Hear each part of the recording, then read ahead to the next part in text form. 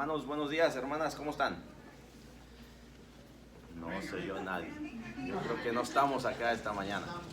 Pero bueno, estamos acá. Es domingo otra vez. Estamos todavía vivos. Amén. Gloria a Dios. El tiempo sigue avanzando, hermanos. Ya casi se va este mes de marzo. Ya casi llega domingo de resurrección. Pero bueno, estamos en este estudio donde queremos conocer todo acerca de Jesús. Donde queremos seguir conociendo en realidad quién fue Jesucristo, qué es lo que hizo, cómo nos podemos identificar con Él. Y bueno, esta mañana vamos a estudiar el tema de la muerte de Jesús.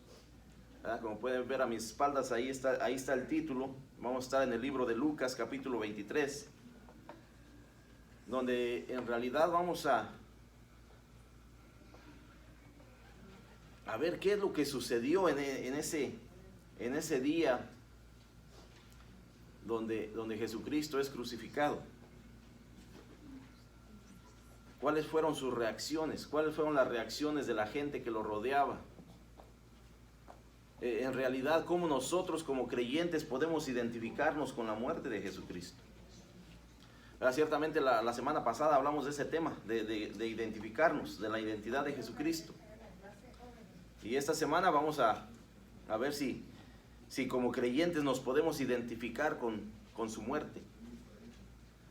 Porque sabemos que el tema de la muerte es un tema que a veces nadie quiere tocar. Que a veces sí decimos queremos estar con Dios en el paraíso. Porque esa es la meta final. Pues no nos queremos morir, ¿verdad? Cuando llega un dolorcito y deja de tomar una pastilla, pues no sea que vaya a hacer algo más. Y no queremos dejar este mundo, esa es la realidad. Pero nuestra meta debe de ser el querer estar con Dios, el querer pasar esa eternidad a su lado, alabando y glorificando su nombre. Así que, hermanos, vamos a comenzar este estudio con una oración. Oremos. Bendito Dios, Padre amado, te damos las gracias en esta mañana que tú nos das el privilegio de estar una vez más aquí. Te damos gracias, Padre, por tu misericordia. Gracias por tu amor. Gracias, Padre, porque has puesto en cada uno de nosotros el querer como el hacer. Has puesto en cada uno de nosotros, Padre, el querer venir y buscar de tu presencia una vez más. Y es nuestra oración, Padre, que no sea el único día que buscamos de ti. Es nuestra oración, Padre, que cada día tú estés en nuestra vida, que haya esa intención de buscar de ti y darte las primicias de nuestro día. Bendito Dios, te damos las gracias porque ciertamente tú nos has dado ese privilegio. Hay tanta gente que no puede hacerlo con esa libertad. Hay tanta gente en el mundo que tiene que esconderse, que tiene que tener cuidado de no ser vistos, Padre, porque hay persecución. Pero te damos las gracias, Padre, porque aún ahí en esos lugares tú sigues viendo por tu pueblo. Tú lo sigues cuidando y tú sigues teniendo el control de cada cosa. Bendito Dios, te damos las gracias, Padre, por tu Hijo amado Jesucristo. Te damos las gracias, Padre, por el gran sacrificio que Él hizo en la cruz. Y no tan solo en la cruz, sino a través de todo su ministerio en esta tierra, Padre. Pero sí sabemos que ya estaba profetizado que tenía que ir hasta la cruz. Que tenía que morir, pero también resucitar. Bendito Dios, ayúdanos a entender eso. Ayúdanos a entender, Padre, esa muerte sacrificial, esa muerte, Padre, voluntaria. Ayúdanos a atesorar eso en nuestro corazón, bendito Dios. Padre amado, nos ponemos en tus manos en esta mañana y te pedimos, Padre, que seas tú el que nos guíe, el que nos oriente a través de este estudio, Padre, y que seas tú el que quite cualquier duda, cualquier cosa que no te agrade en nuestra vida, en nuestro ser, en nuestro corazón, Padre. Bendito Dios, nos ponemos en tus manos, te pedimos todo esto en el nombre de tu Hijo amado Jesucristo. Amén. La muerte de Jesús, hermanos. Ese es el tema de esta mañana. Un tema para muchos de nosotros que no queremos tocar, un tema que no queremos hablar, un tema que ni siquiera queremos planear, ¿verdad? Porque nadie se quiere despedir de este mundo. No sé por qué será, pero esa es la realidad. Así de que de entrada vamos a hacer esta pregunta.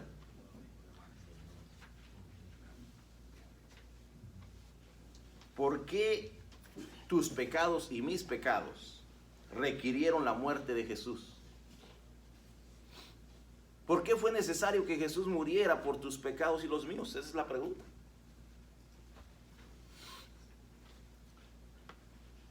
Recordemos que el Antiguo Testamento nos habla tanto del sacrificio, ¿verdad? Iban delante del sacerdote, llevaban su animalito para ser sacrificado como expiación. Ya era demasiado. Ya Dios, yo creo que estaba cansado de tanto sacrificio, de tanto animal y derramamiento de sangre. Y entonces vemos que tuvo que haber un sacrificio. Un sacrificio que lo cubriera todo. Un sacrificio esencial, un sacrificio que ni tú ni yo podríamos haber hecho. Esa es la realidad, esa es la cuestión aquí, que sí, tuvo que ser así. Porque así era el plan de Dios ya de hecho. ¿Cuántos acá tenemos deudas? Amén. Ok. Esa es la realidad, que vivimos en un mundo de deudas. Vivimos en un mundo donde si usted no tiene un crédito, usted no hace nada. Y a tener un crédito tiene una deuda, ¿verdad? Pero ¿alguien alguna vez ha pagado sus deudas? ¿Alguien más ha venido y le ha dicho, préstame todos ese montón de recibos, de biles que te llegaron, deja, yo los voy a pagar? No, ¿verdad? No. Ahí ya no dijo nadie amén. Pues mire que hay personas que sí lo han hecho. ¿Ok? El noticiero hace 2 o 3 semanas enseñaba que alguien aportó $1,000 millones para una facultad de medicina, para que todos los estudiantes tuvieran todos sus estudios pagados en Nueva York. Alguien que ya había pasado a mejor vida. Pero no es algo que podemos ver, no es algo cotidiano de la vida, que alguien venga a querer pagar nuestras deudas. Pero Jesucristo estuvo dispuesto a pagar todas nuestras deudas. Tal vez diga usted, no, yo sigo con mis deudas. Estamos hablando de una manera espiritual, estamos hablando del pecado en sí, de lo que Jesucristo estuvo dispuesto a hacer por cada uno de nosotros. Pero miren lo que el escritor nos dice aquí. Tener deudas es algo con lo que seguramente muchos de nosotros estamos familiarizados.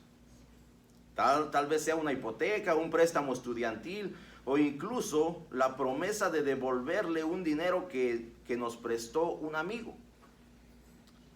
Una deuda es una carga, un peso que te impide avanzar. Y dependiendo de la cantidad, pagarla puede ser un proceso largo y desafiante. Puede ser. Ahora bien, imagina cómo sería tener una deuda imposible de saldar por tus propios medios. Una deuda imposible. ¿Cómo sería eso? ¿Se acuerda de los deudores, de aquel que viene el dueño y viene a pedirle cuentas y dice, a ver, tú me debes esta cantidad? Que hablando en dinero en el tiempo de hoy sería impagable. Y ese hombre se la perdonó. Pero dice la palabra que ese hombre cuando salió encontró a alguien que le debía una cosa mínima. Y dice, no, llévenselo, arréstenlo, hasta que me pague. ¿Cómo es eso? ¿Cómo funciona eso para nosotros? Somos conscientes de lo que Dios ha hecho por nosotros a través de Jesucristo. ¿Por qué se nos hace tan difícil perdonar? Cuando nosotros hemos sido perdonados. Cuando Jesucristo pagó el precio de todo nuestro pecado. Amén. ¿Por qué se nos hace difícil perdonar? Pues en esta sesión vamos a adentrarnos en un aspecto decisivo de la vida de Jesús, que es su muerte. Un aspecto decisivo, fue una decisión. Fue algo que Él intencionalmente vino a hacer, voluntariamente. Dice, su muerte no fue una muerte cualquiera, sino un sacrificio expiatorio. Jesús pagó una deuda que nosotros nunca podríamos saldar, la deuda de nuestros pecados. Más allá de las tristes connotaciones que puede traer la muerte, en la cruz encontramos la mayor expresión del amor y la gracia de Dios. Un acto de amor inigualable que tiene el poder de librarnos de la carga del pecado y brindarnos una vida plena y una vida verdaderamente libre. Libre. Libre de deudas. Esas deudas que nosotros no podemos pagar. Esas deudas que Él ya pagó por cada uno de nosotros. Entonces, hermanos, quiero invitarlos al libro de Lucas, capítulo 23. Si alguien lo tiene, vamos a estar en el verso 32 en adelante. Si da lectura a alguien, verso 32 al 34, por favor. Llevaban también con él a otros dos, que eran malhechores para ser muertos. Y cuando llegaron al lugar llamado de la Calavera, le crucificaron allí, y a los malhechores, uno a la derecha y otro a la izquierda. Y Jesús decía, Padre, perdónalos porque no saben lo que hacen. Y repartieron entre sí sus vestidos, echando suertes. Amén. Llevaban también con él a otros dos. Eso hace una referencia como que Jesucristo era parte del grupo. Era parte de los malhechores, era parte de los que estaban ahí. Dice, llevaban también con él a otros dos que eran malhechores para ser muertos.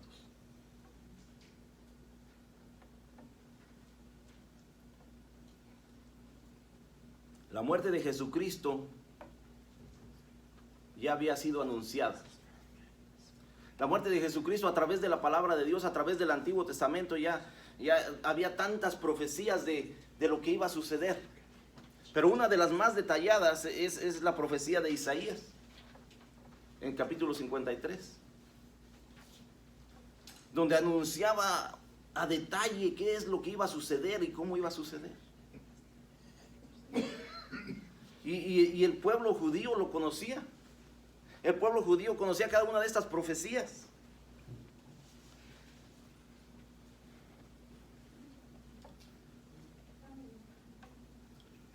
Jesús, quien nunca pecó ni transgredió la ley de ninguna manera, murió como uno de los más ruines transgresores, torturado y ejecutado.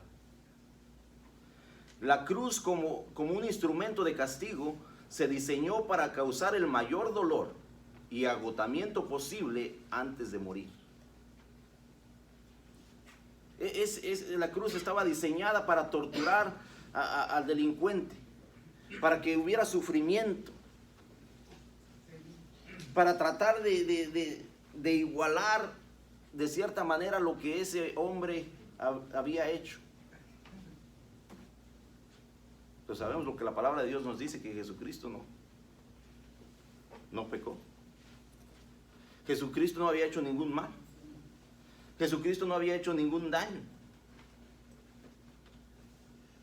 Aquí la cruz estaba diseñada tratando de igualar el daño que el criminal había hecho a la sociedad. Y Jesús se encontraba asociado e identificado con dos malhechores que sí eran culpables de lo que se les acusaba. Miren lo que nos dice Isaías 53:12. Dice, por tanto, yo le daré parte con los grandes y con los fuertes repartirá despojos, por cuanto derramó su vida hasta la muerte y fue contado con los pecadores. Habiendo él llevado el pecado de muchos y orado por los transgresores. En otras palabras, aquí está cumpliéndose la profecía de Isaías. ¿Fue contado con quién? Con los pecadores. Fue contado como parte de estos malhechores que iban acompañándolo a la cruz. Fue contado como parte de ellos. Y más adelante dice que habiendo llevado el pecado de muchos y orado por los transgresores. ¿Qué nos dice aquí al final de este pasaje que leímos en verso 34? Y Jesús decía, Padre, perdónalos, porque no saben lo que hacen. Jesucristo en el lecho de su muerte estaba orando por aquellos que lo estaban agrediendo. Jesucristo en el hecho de su muerte estaba siendo congruente con todas las enseñanzas que él había dado. ¿Verdad? Si vemos en este mismo libro de Lucas, un poquito antes, unos capítulos antes, él había dicho que oraran por quién. En Lucas 6:35.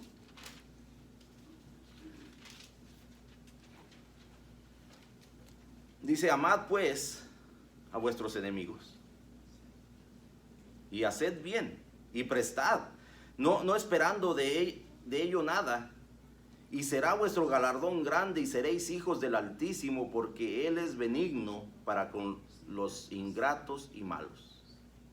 Sed pues misericordiosos como también vuestro Padre es misericordioso. Jesucristo estaba cumpliendo las mismas enseñanzas que él estaba dando, las mismas enseñanzas que le daba a las multitudes y a sus discípulos, de ser misericordiosos, de orar por nuestros enemigos. Lo estaba haciendo en la cruz.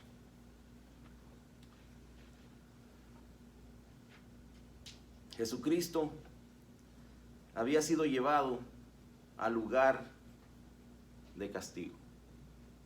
Dice verso 33, y cuando llegaron al lugar llamado de la calavera, la crucifixión, le crucificaron ahí.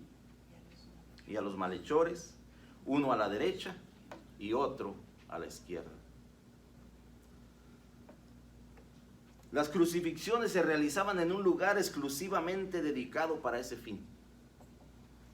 En el libro de Mateo,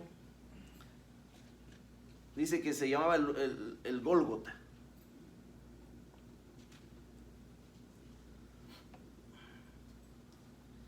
Ese nombre no es que fuera un lugar diferente, sino que es una traducción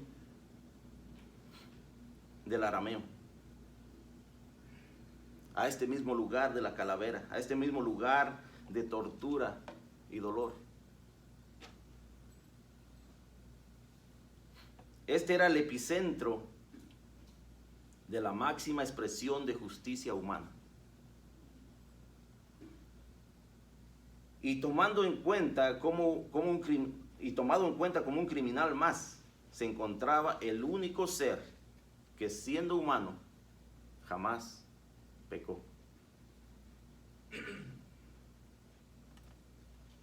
Vemos que Jesucristo tenía el poder y sigue teniendo el poder para tomar la decisión de en ese momento de dolor decir: yo no quiero parte de esto. Yo no necesito hacer esto. Pero él optó por simplemente ser obediente a lo que Dios Padre le había mandado. Él tomó una decisión voluntaria de pasar por ese sufrimiento, de pasar por esa muerte, de pasar por toda esa tortura por cada uno de nosotros. Jesucristo en el verso 34 demuestra su misericordia, siendo congruente con todas sus enseñanzas, siendo congruente con todo lo que Él les había hablado a sus discípulos y también a lo que estaba escrito en las profecías. Voluntariamente, intencionalmente.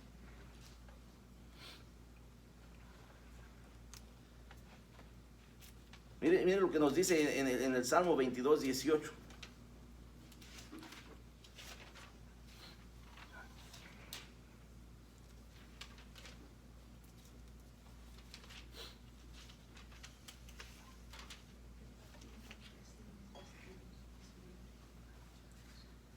Repartieron entre sí mis vestidos y sobre mi ropa echaron suertes.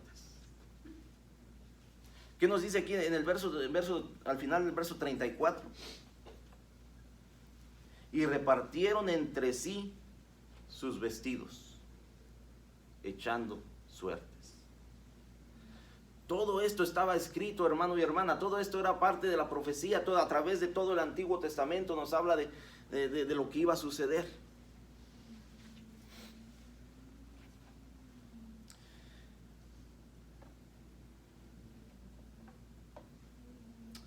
Aquí en este Salmo 22, 18 hace referencia al hecho de que los soldados se repartieron entre ellos los vestidos de Jesucristo, dejándolo completamente desnudo, mientras el Hijo de Dios se despojaba voluntariamente de su persona, de su posición, de su poder y de su autoridad. Mientras Él se despojaba. Despojarnos es algo voluntario, hermano y hermana. Es algo que hacemos intencionalmente. Y aquí Jesucristo lo estaba haciendo. Esto es algo que Dios Padre ya lo había establecido desde la eternidad. Aquí se estaba cumpliendo la palabra de Dios. Aquí vemos una y otra vez cómo se cumple la profecía.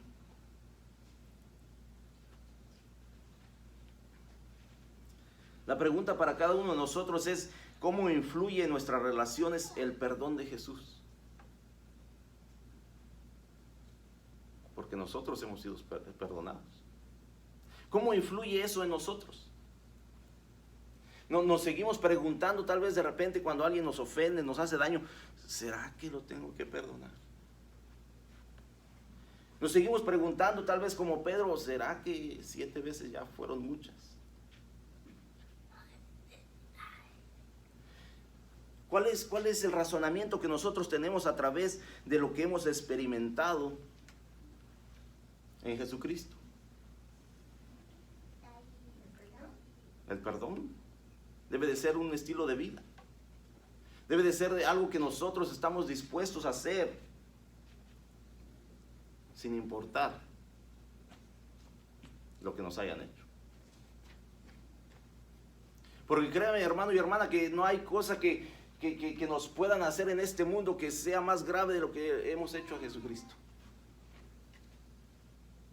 No hay cosa en este mundo que nos pueda hacer algo.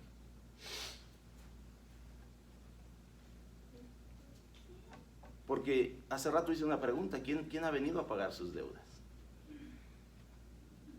Nadie, ¿verdad? Esa es la realidad, hermano y hermana, que humanamente nadie quiere pagar las deudas de alguien más. Estamos preocupados por las nuestras, pero no queremos ver las de alguien más. Y Dios, a través de Jesucristo, esa era su más grande preocupación: nuestras deudas. Y es por eso que Jesucristo vino a morir en la cruz, para pagar cada una de ellas. Entendiendo que seguimos siendo seres humanos en carne y hueso, que vamos a seguir fallando de alguna manera, pero que si usted está en Cristo,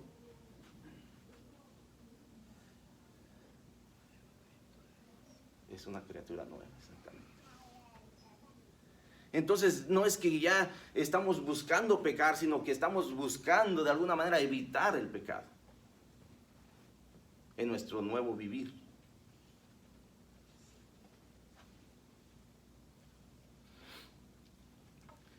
El reconocer que Jesucristo murió por nosotros de alguna manera tiene que afectar e influir en nuestras relaciones personales. De alguna manera tiene que influir en que nosotros estemos dispuestos a perdonar al prójimo. Porque ¿qué dice la oración modelo? Y perdona nuestros pecados, así como ¿qué? Como nosotros también estamos perdonando.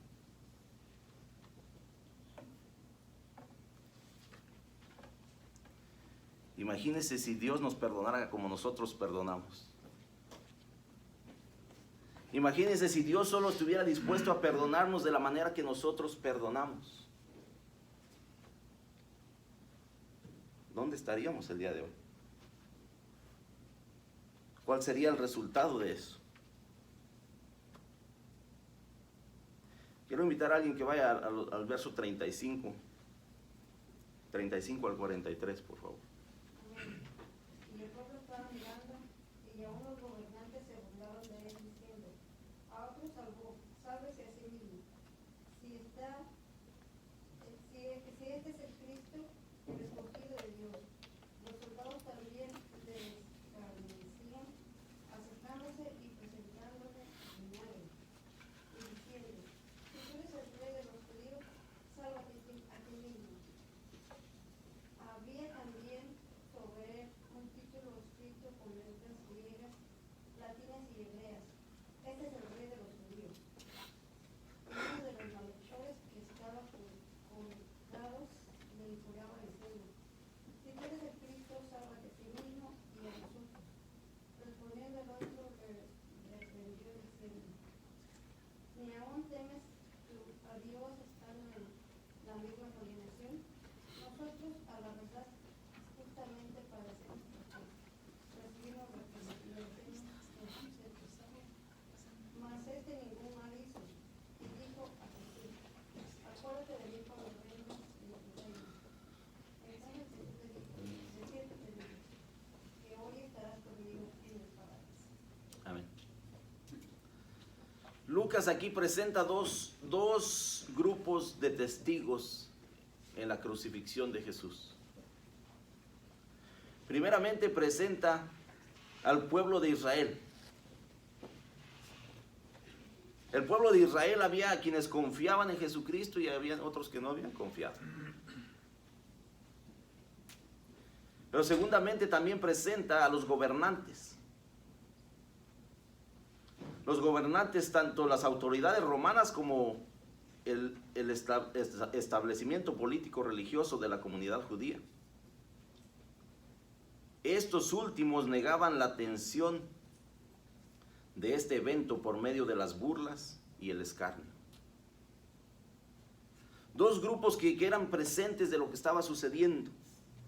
Dos grupos que estaban ahí viendo cómo Jesús era crucificado.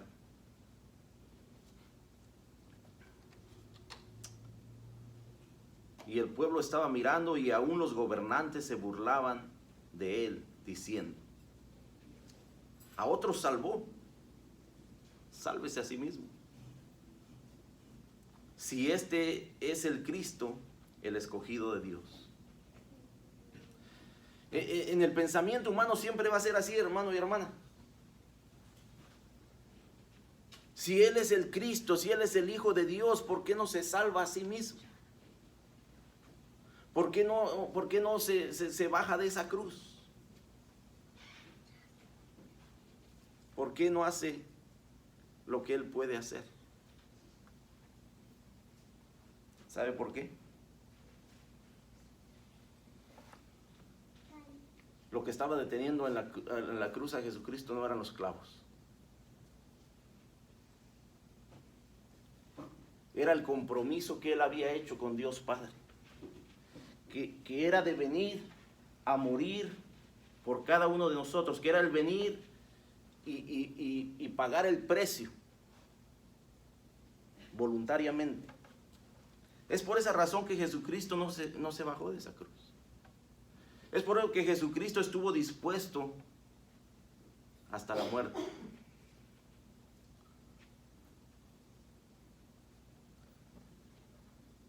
Los soldados también le escarnecían, acercándose y presentándole vinagre. Los soldados no estaban siendo empáticos, hermanos. Los soldados no estaban siendo empáticos, tratando de darle algo para que él se sintiera mejor. Los soldados solo estaban tratando de prolongar su sufrimiento, evitando que él se desmayara por una deshidratación, evitando que él se desmayara para que no se acabara el espectáculo. Eso es lo que estaban haciendo los soldados al darle vinagre. Aquí vemos que 3 veces se burlarían de Jesús los distintos grupos en el relato de Lucas, diciendo que si Él era el Cristo, era lógico que se pudiera salvar por sí mismo. Lo que no entendían era que Jesús se entregó voluntariamente para ser crucificado y que los clavos no eran lo que lo mantenían fijo en la cruz, sino su compromiso. Eso es lo que la gente no entendía. Eso es lo que la gente en el día de hoy tampoco entiende.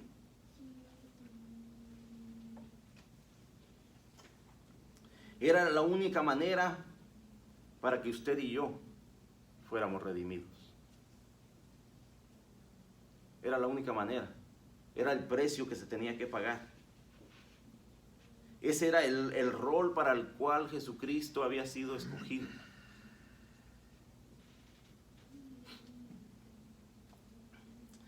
Los soldados estaban participando activamente en el escarnecimiento. Este vinagre que le ofrecían a Jesucristo es algo que ellos tomaban frecuentemente.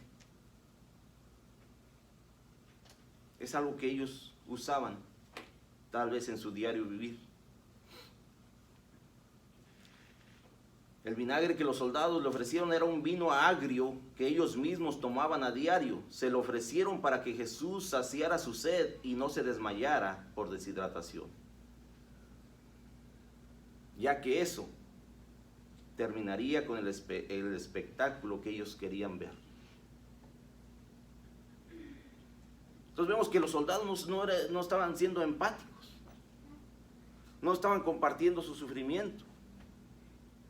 No es por eso que le dieron vinagre a beber.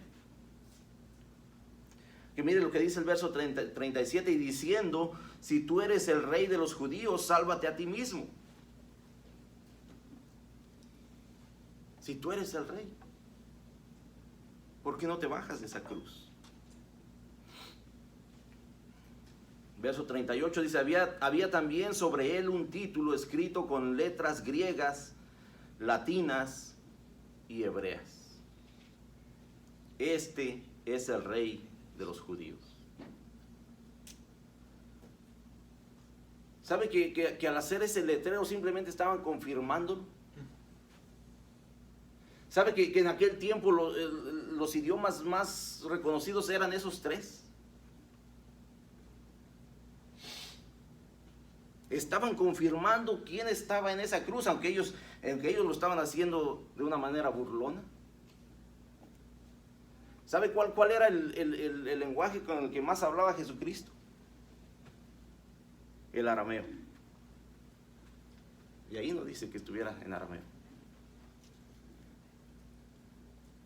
En otras palabras está diciendo, ustedes mismos lo confirmaron, que yo soy el Rey de los judíos.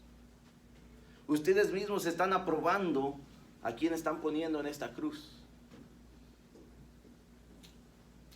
No es que yo lo dije, es que ustedes lo dijeron, es que ustedes lo están confirmando en los tres lenguajes más conocidos en aquel tiempo.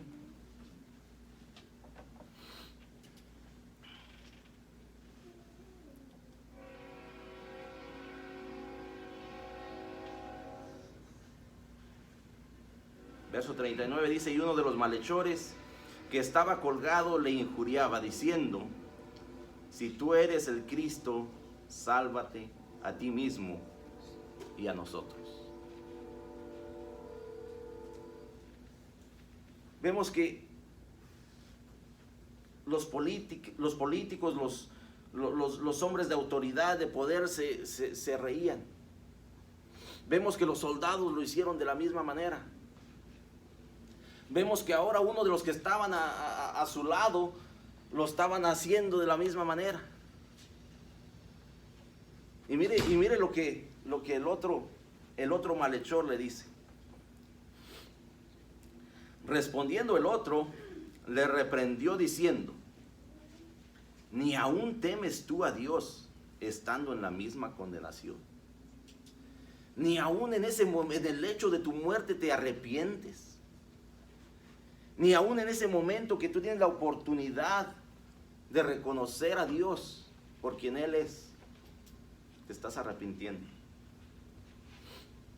Dice, nosotros la verdad justamente padecemos, porque recibimos lo que merecieron nuestros hechos, mas ningún mal hizo. Jesucristo no tiene por qué estar aquí. Jesucristo no tiene por qué estar pagando el precio. Pero no puedes reconocer eso. Pero no estás dispuesto, tu corazón sea endurecido. Verso 42 dice, y dijo a Jesús, acuérdate de mí cuando vengas en tu reino. Este otro malhechor, en lugar de juzgar lo que estaba haciendo Jesucristo, en lugar de verlo de la manera que todo el resto del mundo lo veía, reconoció quién era.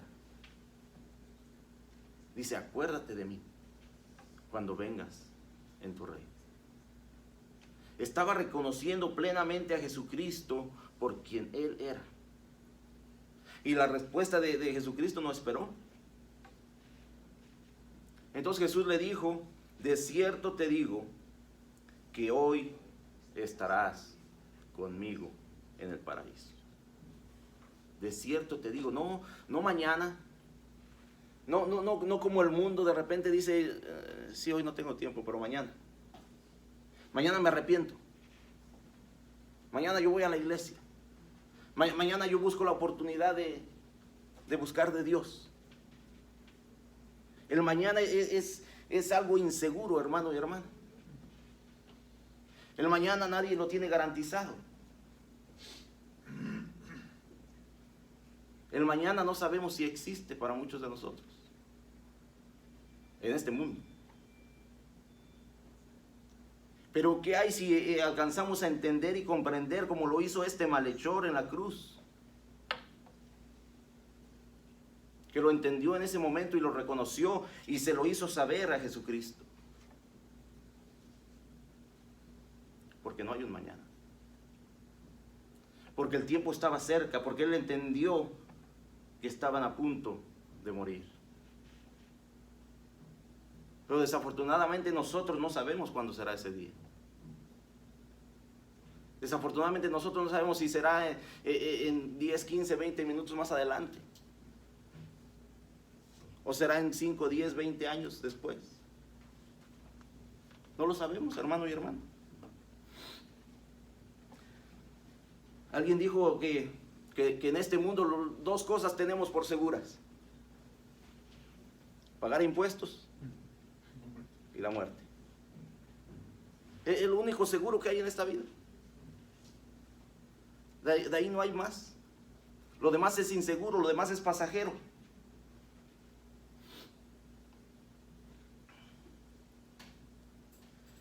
Este malhechor había reconocido la inocencia de Jesús. Reconoció su reinado en el reino venidero. Y también lo invocó y puso su esperanza en Jesucristo. Jesús le responde con autoridad diciendo que este día estaría con él en el paraíso.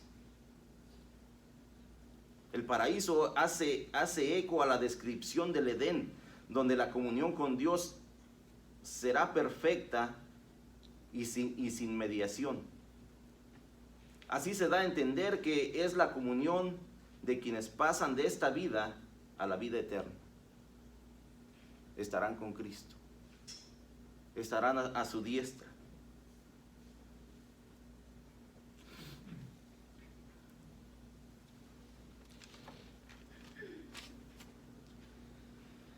Entonces, hermanos, ¿cómo nos desafía la promesa de Jesús? Esa promesa que le hizo al ladrón arrepentido. ¿Cómo nos desafía eso en nuestro día a día? En realidad reconocemos a Jesucristo en todo lo que hacemos, en todo lo que decimos, en todo lo que pensamos. En realidad reconocemos que Jesucristo es nuestro Salvador en nuestro diario vivir. Lo hemos entendido así.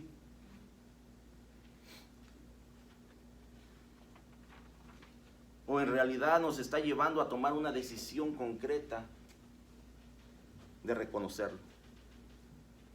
¿Cómo nos desafía a nosotros eso?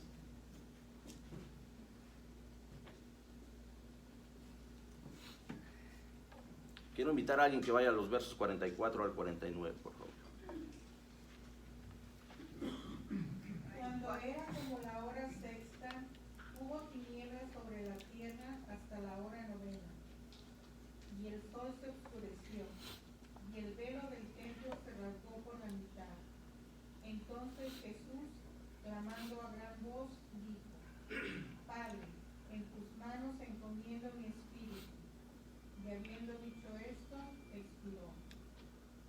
Cuando el centurión vio lo que había acontecido, dio gloria a Dios, diciendo: verdaderamente este hombre era justo. Y toda la multitud de los que estaban presentes en este espectáculo, viendo lo que había acontecido, se volvían golpeándose el pecho. Pero todos sus conocidos y las mujeres que le habían seguido desde Galilea estaban lejos mirando estas cosas. Amén. Cuando era como la hora sexta. ¿Y qué hora es esa, hermanos? No son las 6 de la mañana.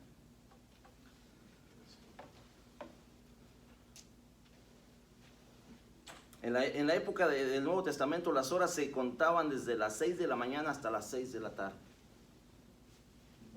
12 horas. Dice, cuando era como la hora sexta, a mediodía, la hora del sol más ardiente, la hora de donde el sol está vertical. Porque este fue un evento aquí donde nos habla de la hora sexta a la novena. De las 12 del mediodía a las 3 de la tarde. Dice, cuando era la hora sexta hubo tinieblas.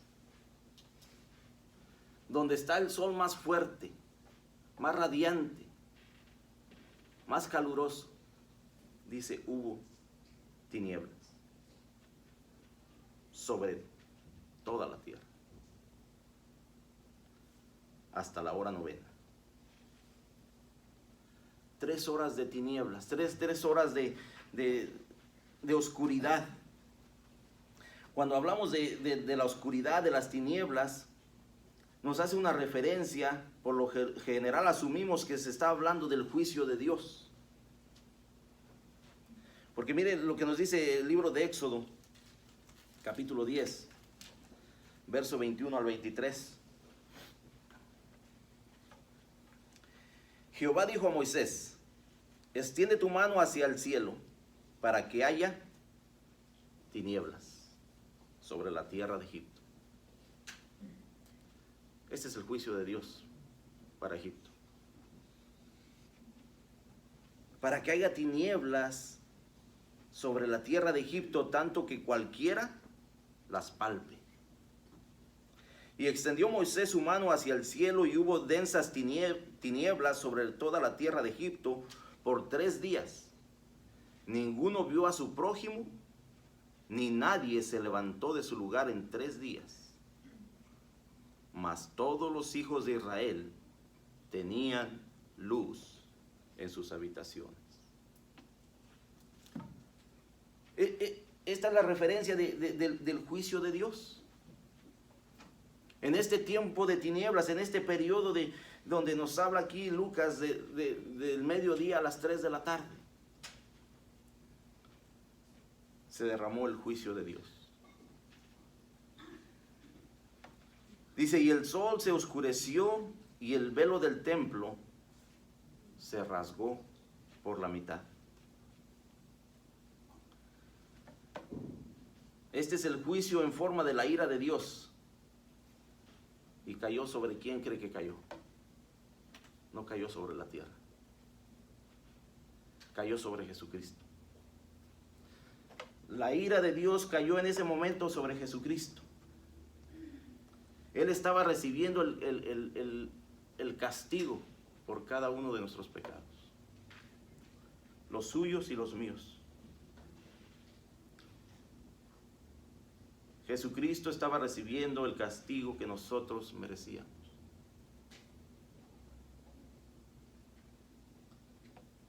El lamento que naturalmente se expresó era una extensión de dolor que le causó a Dios castigar a su propio Hijo. ¿Qué es lo que nos está diciendo aquí? Entonces Jesús clamó a gran voz y dijo: Padre, en tus manos encomiendo mi espíritu. En tus manos estoy. He llegado hasta este punto para cumplir tu voluntad. Y este ha sido el precio. Ese fue el lamento que se escuchó. Pero ese dolor y sufrimiento no fueron en vano. Porque aquí a continuación nos lo dice que el velo del templo se rasgó. ¿Sabe cuál era el significado de ese velo? Había un lugar santo y había un lugar santísimo. Había un lugar donde la congregación entraba, y había un lugar donde solamente el sacerdote podría entrar una vez al año. Donde él llevaba todos los pecados del pueblo. Donde él tenía que consagrarse y santificarse para poder entrar a ese lugar. Donde si no lo había hecho correctamente moría en el lugar. Y dice que ahora se rasgó el velo.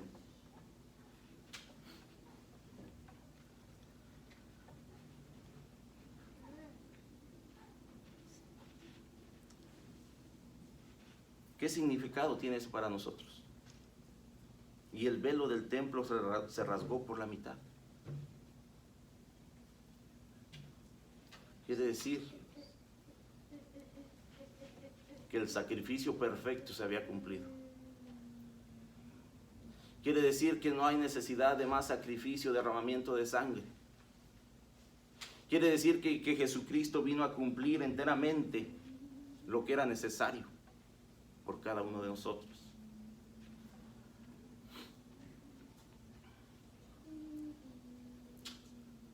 Jesucristo se encomienda al Padre, se pone en sus manos, y habiendo dicho esto, expiró. Habiendo dicho esto, habiendo puesto toda su confianza y esperanza en Dios Padre, dice que expiró, murió. Y eso trajo algunas experiencias diferentes para diferentes personas.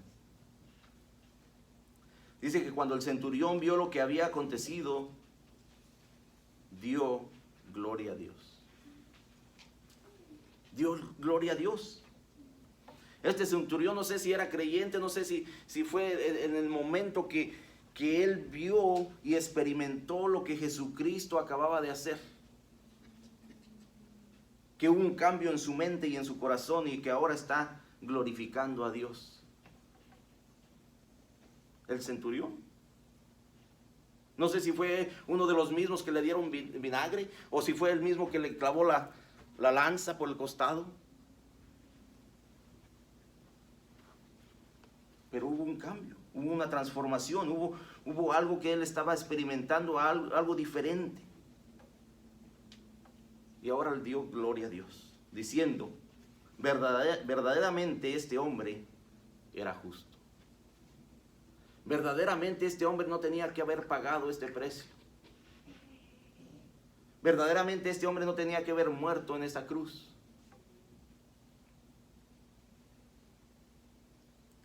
Y toda la multitud de los que estaban presentes en ese espectáculo, viendo lo que había acontecido, se volvían golpeándose el pecho. ¿Usted ha visto gente que se da golpes de pecho? No sé cuál era el pensamiento de todas esas personas al haber experimentado lo que acababa de suceder con Jesucristo, al ver que acababa de morir. No sé si muchos reconocieron que en realidad habían hecho algo mal. No sé si algunos otros tal vez dijeron, bueno, este era el Mesías y ahora ¿qué va a suceder? Porque está muerto.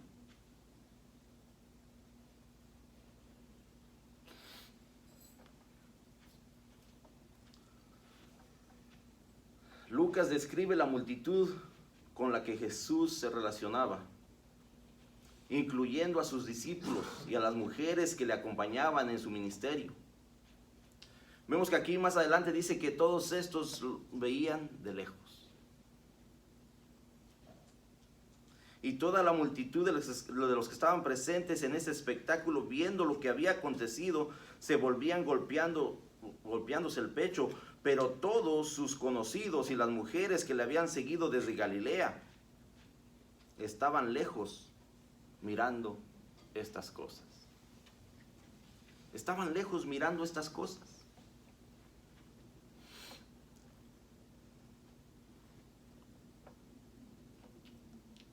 ¿Cómo nos podemos nosotros relacionar, hermano y hermana, con la muerte de Jesucristo? ¿Qué nos llama a nosotros a hacer? ¿Qué nos llama a nosotros el entender lo que Jesucristo ha hecho por cada uno de nosotros? ¿Cómo nos motiva eso a vivir la vida que vivimos cada día? ¿Cómo nos llama a eso a vivir una vida diferente de la que hemos vivido? El entender el sacrificio que Jesucristo hizo intencional y voluntariamente, sin tener necesidad de ello.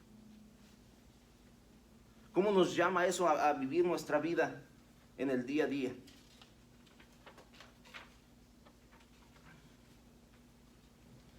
Aquí la gente reaccionó de diferentes maneras. La gente estaba, algunos reconociendo lo que Jesucristo había hecho y quién era Jesucristo. Algunos otros simplemente no sabían qué hacer. Algunos otros estaban de lejos viendo a ver qué más iba a suceder.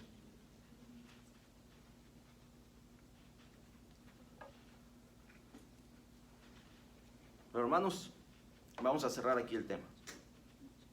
Algo que nosotros podemos hacer es reconocer nuestra necesidad de redención. Es reconocer que alguien tuvo que haber pagado el precio para que nosotros podamos adquirir la vida eterna. Todos hemos pecado y necesitamos la salvación que Jesús ofrece. Necesitamos reflexionar en nuestras acciones y pensamientos. ¿Cómo te has desviado de los mandamientos de Dios? ¿Nos hemos desviado? ¿O estamos ahí? Recuerdo que hubo un joven que dijo, sí, yo los he cumplido todos. Yo los he cumplido todos desde mi juventud. Dijo Jesucristo, una sola cosa te falta. Ve y vende todo lo que tienes y dáselo a los pobres. Y heredarás tesoros en los cielos. Yo no sé a qué nos esté llamando Jesucristo en este día. Pero ciertamente Él quiere que vivamos una vida que le dé toda la honra y la gloria a Él. Necesitamos nosotros anotar nuestras reflexiones y orar, pidiéndole a Dios perdón, arrepintiéndonos delante de Él para recibir su perdón. Dios está dispuesto a perdonarnos, hermano y hermana. La muerte de Jesús nos desafía a reconocer nuestras faltas, a recibir con humildad su regalo de la salvación y a llevar estas buenas nuevas a otros. A medida que reflexionemos en el perdón que Jesús obtuvo para nosotros en la cruz, no solo creceremos en nuestra fe, en nuestra gratitud y amor por Dios, sino que naturalmente también extenderemos la redención que Jesús ofrece hacia los demás. Y yo siempre me gusta dejar un pasaje antes de cerrar el tema. Pero el día de hoy les tengo dos. El primero está en Romanos 5:8. Que dice que mas Dios muestra su amor para con nosotros, en que siendo aún pecadores, Cristo murió por nosotros. Siendo aún pecadores, hermanos. Él se entregó hasta el final. Él estuvo dispuesto, entendiendo que sí, seguimos siendo pecadores, pero que por la gracia y misericordia de Dios tenemos que encontrar un punto de transformación. Tenemos que empezar a ser esa criatura nueva que Él nos dice que somos. Y Gálatas 2:20, que nos dice: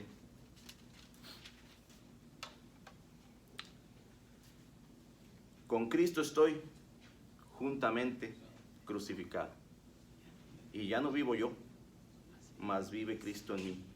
Y lo que ahora vivo en la carne, lo vivo en la fe del Hijo de Dios, el cual me amó y se entregó a sí mismo por mí. Hermanos, hermanas, que Dios me los bendiga.